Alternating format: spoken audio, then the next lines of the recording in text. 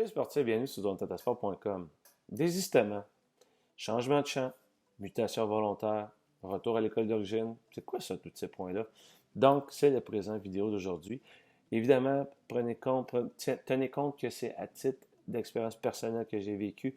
Donc, je vais vous partager ça. Je vais vous donner des liens si vous voulez pour avoir plus ample détails sur ces notions-là. Et voilà, donc ça y va comme suit. Puisque le mois de mai, c'est comme une date très importante par rapport à le reste de ton année et l'année d'ensuite. Donc,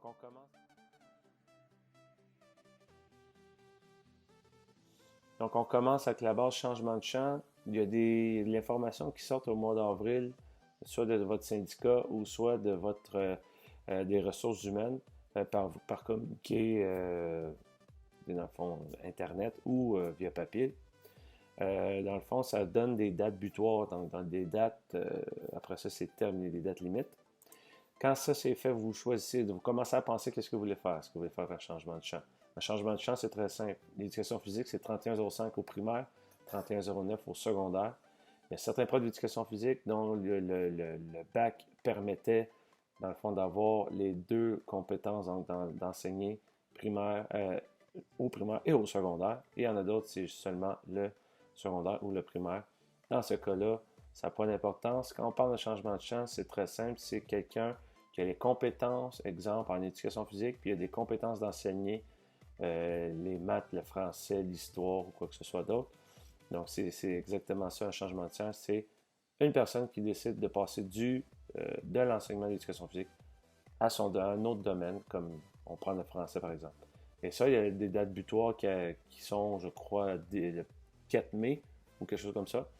Qu'est-ce qui arrive après ça? C'est, dans le fond, les ressources humaines regardent qu'est-ce qui arrive et après ça, appellent les personnes qui sont sur dans le fond, qui ont fait un changement de champ, si c'était possible cette année ou non. Donc, si ça marche, ben, eux autres, dans le fond, ça libère leur poste. Et puis, là, après ça, il y a comme une chaîne, un déboulement. Dans le fond, c'est ça. Qu'est-ce qui arrive, c'est qu'après ça, il va y avoir une place qui se libère et après ça, il va y avoir comme une chaise musicale qui va embarquer. D'où le deuxième point, c'est le désistement. Le désistement, c'est quoi? C'est très simple. C'est lorsque vous travaillez dans une école, on prend toujours l'éducation physique, et où j'en fais deux. Dans mon cas, j'en faisais deux. Et puis, dans le fond, il y a une possibilité dans une autre qui est, dans le fond, une école qui s'ouvre pour que vous puissiez un poste, pour que vous puissiez enseigner dans une seule école. Donc, c'est ça, c'est mon cas, c'est ce que je voulais. Et puis, dans le fond, c'est se désister, ça veut dire, dans le fond, tu t'engages à libérer les deux écoles dans lesquelles tu travailles. Donc, dans mon cas, je me suis libéré.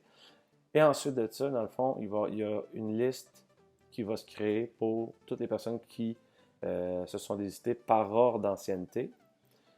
Ensuite, il va y avoir une liste de tous les besoins dans les écoles. Et rendu là, là après ça, on arrive sur place. Et puis, je crois, c'est le 5 ou le 6 juin. Dans ce coin-là, je n'ai pas les dates exactes, je vais vous sortir ça par après. Et ensuite, par ordre d'ancienneté, le premier choisit son école. Donc là, après ça, les personnes des ressources humaines disent OK, telle école a été prise, donc on barre ça.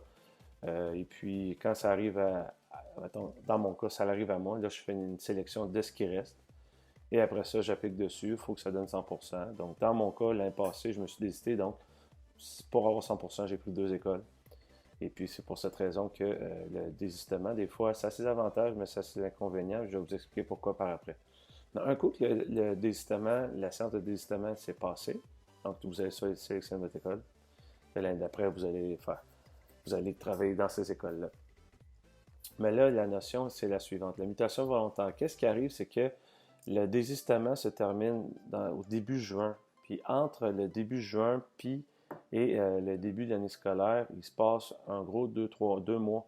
Ce qui fait en sorte que des fois, il y a des personnes qui ont des accidents, il y a des personnes qui prennent leur retraite, il y a des personnes, je dis seulement un accident, c'est un exemple, mais ça n'a pas rapport nécessairement. Il arrive de quoi? Okay? Donc, ça libère souvent, il y a des minutes qui s'ajoutent, où il y a des classes qui s'ouvrent entre-temps, et ça augmente le nombre de minutes dans certaines écoles.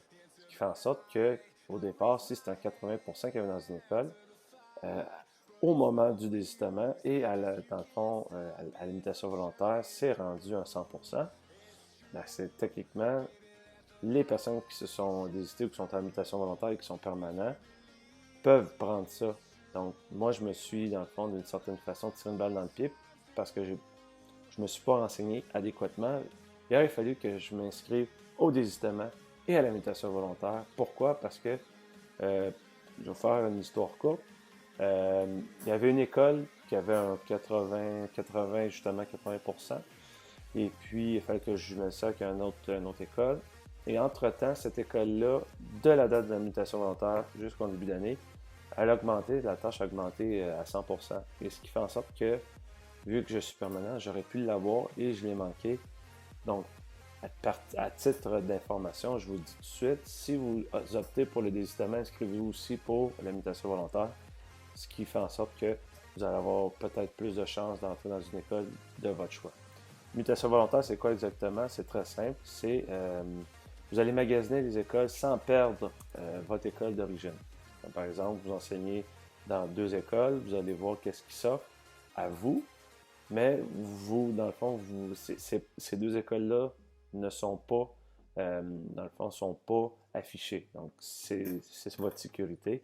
La mutation volontaire, ce qui est le fun, c'est tu vas juste magasiner, voir quelle école qui pourrait être intéressant pour vous aller travailler. Comme je vous ai dit, si vous faites la désistement, seulement pour le désistement, à titre d'information, d'expérience personnelle, inscrivez-vous aussi à la mutation volontaire. Vous pouvez avoir des agréables surprises, ou des fois peut-être pas, mais prenez pas de chance. OK? Donc j'espère que ça vous a aidé grosso modo par rapport à mes expériences.